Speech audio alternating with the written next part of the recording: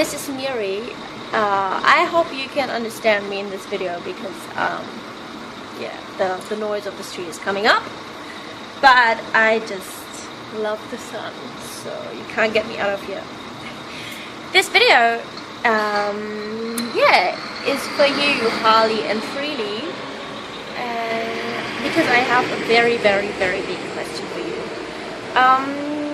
As you might know, I have done a video series on the issue of overtraining, on my issue of overtraining, and which I think is more of an issue than many people think, and I wouldn't have thought that as well before, that I would get such an issue.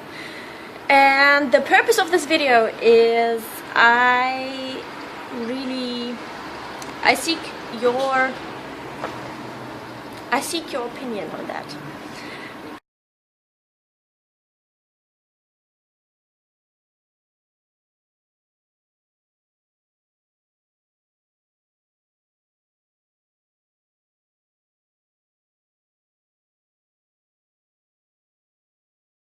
I know that this whole topic is highly underaddressed, and I think also unknown in the high carb vegan community, and I really feel the need to change this. And I know that you guys have so much media coverage, and you give your opinion on everything, and I appreciate your opinion.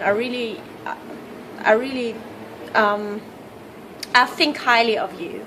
Yeah, that means if you made a video on that topic, and if you react to my question, a lot of people would get to know your opinion, and I think you would help a lot of people with that.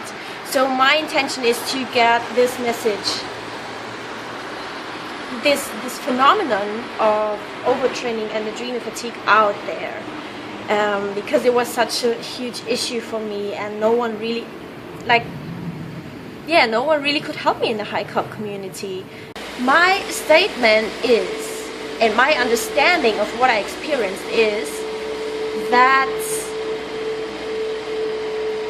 by having gotten into adrenal fatigue by overtraining, my body got into a state where it couldn't tolerate carbs properly anymore, where it couldn't handle that many carbs at one time anymore, because I got blood sugar issues, like in diabetes type 2. I got that by blood test results, and also got like a measuring thing, like a glucometer, to measure my blood sugar, and it frequently was like through the roof, like up to 190 milligrams per deciliters, whatever. And also I got issues with too low sodium, which I never had thought it even exists, and got issues with potassium rich foods. So I found that out by reading literature. I wouldn't have come on that myself, that people experiencing adrenal fatigue have these issues and symptoms, and I kind of forced myself to actually supplement a bit of sodium and salt, because I was so miserable. I just had to change things.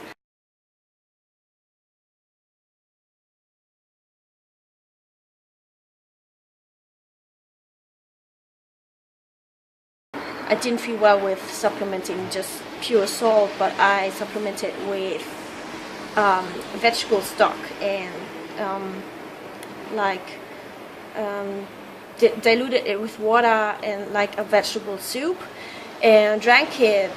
But so my sodium intake was quite high then, but I felt so much better the day after. Like, it was such a relief. And heart palpitations went away and things, so I'm really pretty sure I had that issue. And also, especially after banana meals, after potassium-rich meals, also after potatoes, I had such bad heart palpitations, and like I was on the run. Like it felt so scary. So I actually had to limit my potassium intake. So like also the intake of bananas and potatoes for a while when it was the worst.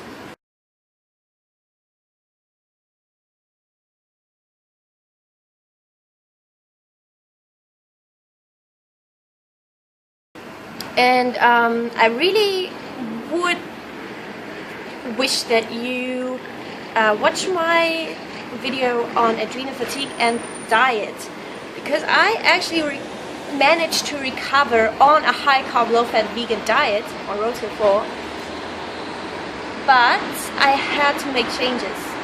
I couldn't have continued just the way I ate before, because that would have gotten me worse. I'm pretty sure. So what I did was combine literature advice, some of the literature advice on adrenal fatigue, and on the high carb vegan diet. Now literature actually says vegetarians, let alone vegans, let alone high carb vegans, have a hard time to recover, and like it's almost impossible, they say. But for me, like, there was no way to reintroduce animal products again, because it just was beyond my like logic. For me, it was so like logic that something that is unhealthy generally long term, unhealthy as fuck, cannot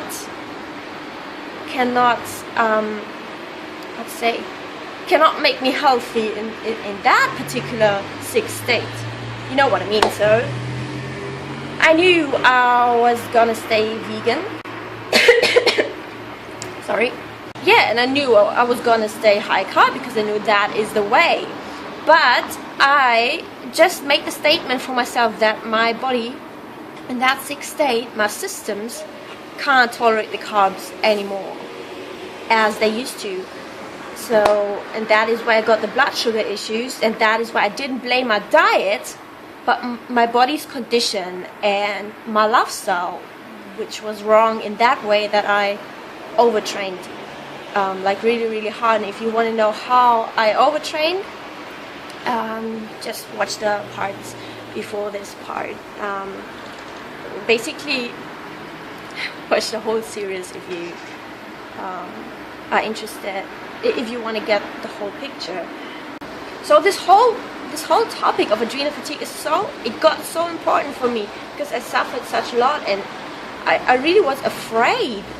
Like, I didn't know what was going on inside of me, didn't know what was not working, and all of that stuff. And I had to read such a lot, but it really scared me that I did not find any advice, not any real advice, like really helping advice in the high carb community. And also, Harley, when I asked you at the festival, you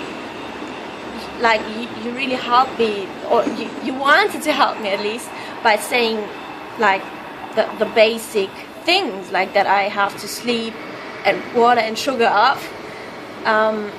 And that is, like, I agree with that, basically, in general, but I do not agree that that advice is sufficient when someone, like, when it's already too late for someone, when someone already crashed, already burned out, like already,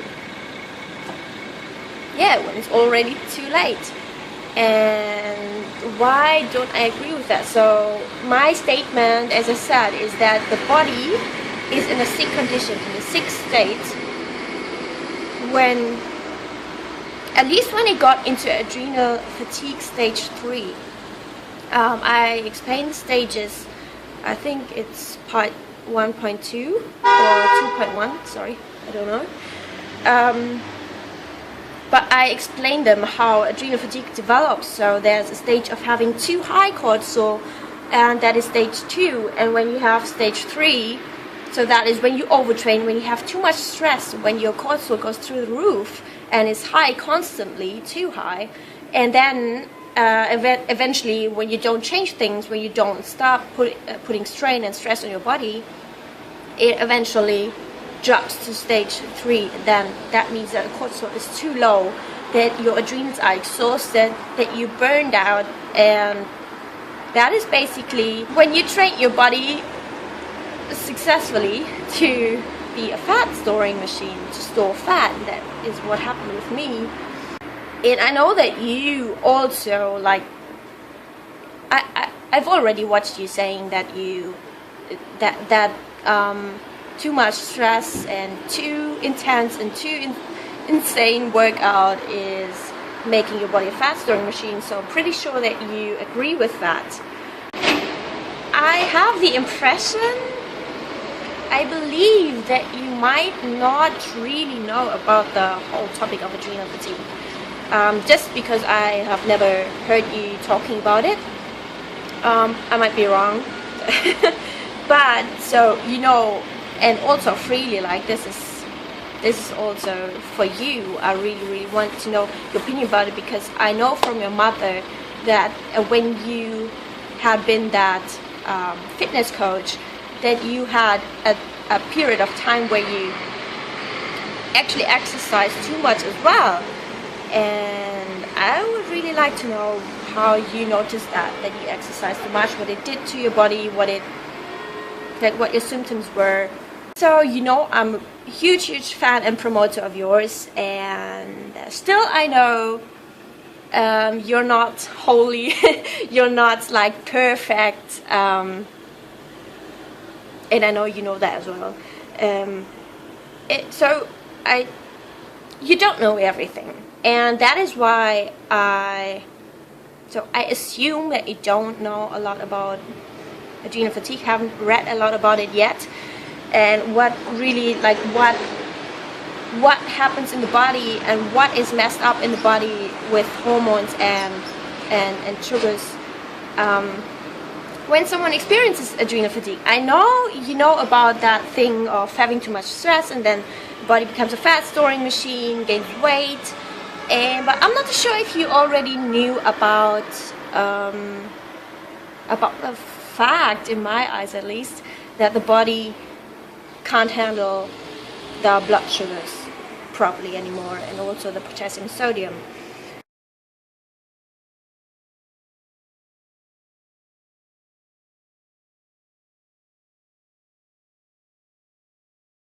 So my request is, or my wish is, that you like educate yourself on that if you haven't already, and then like give your opinion about it, because I think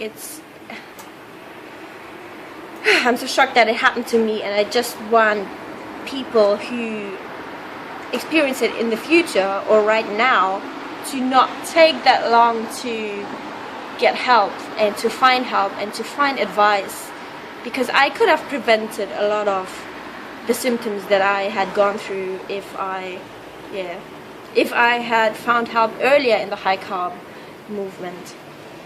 But I didn't, so I had to find the advice myself from different sources, non-high carb vegan sources that actually promote animal products in order to recover.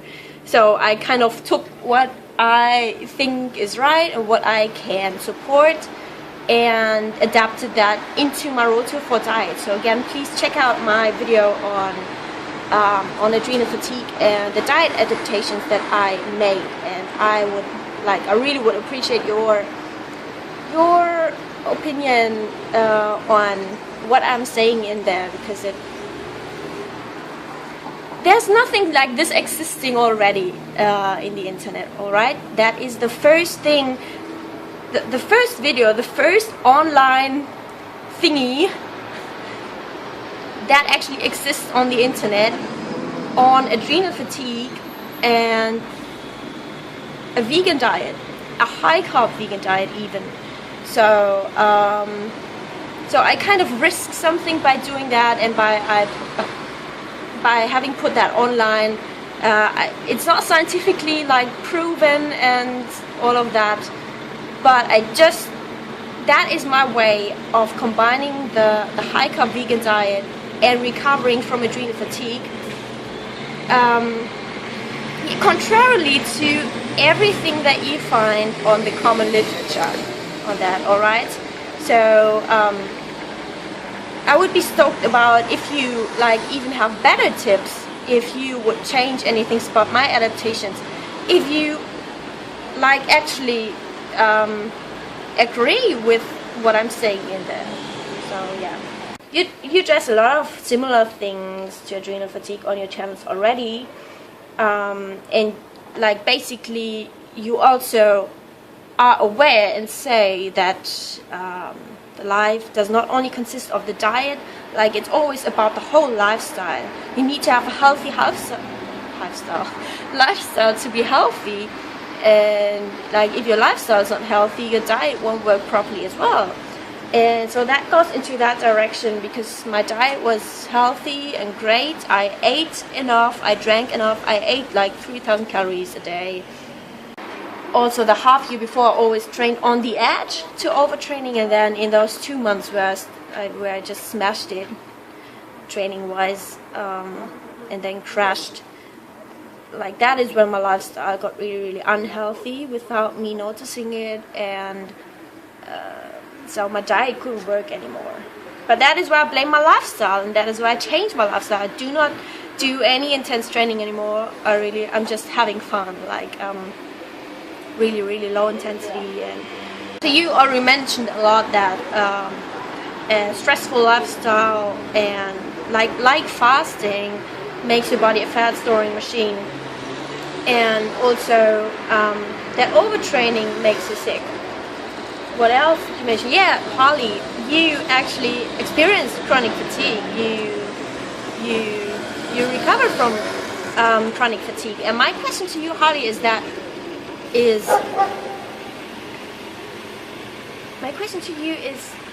do you mean adrenal fatigue by chronic fatigue?